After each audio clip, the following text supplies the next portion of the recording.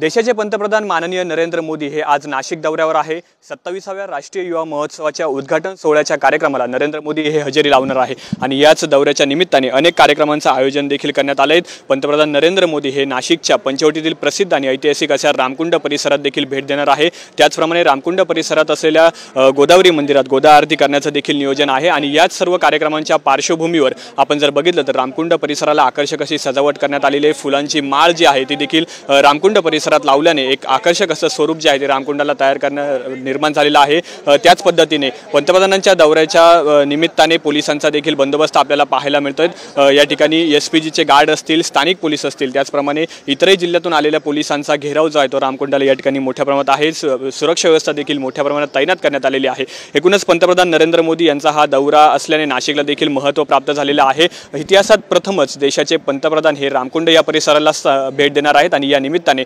रामकुंड परिसराचं महत्त्व देखील अधोरेखित होत आहे। खरं तर येत्या 22 जानेवारी रोजी अयोध्येत श्रीराम मूर्तींचा प्राणप्रतिष्ठा सोहळा देखील होणार आहे आणि या निमित्ताने नाशिकमधील काळाराम मंदिर असेल, त्याचप्रमाणे रामकुंड परिसर याला देखील एक अनोखं महत्त्व प्राप्त झालेलं आहे आणि आज पंतप्रधान नरेंद्र मोदी रामकुंड येथे देखील भेट देणार आहे।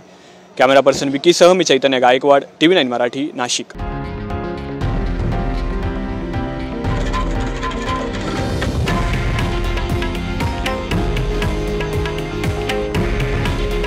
हे आहे देशातील नंबर 1 न्यूज नेटवर्क आणि आपण पाहत आहात TV9 मराठी।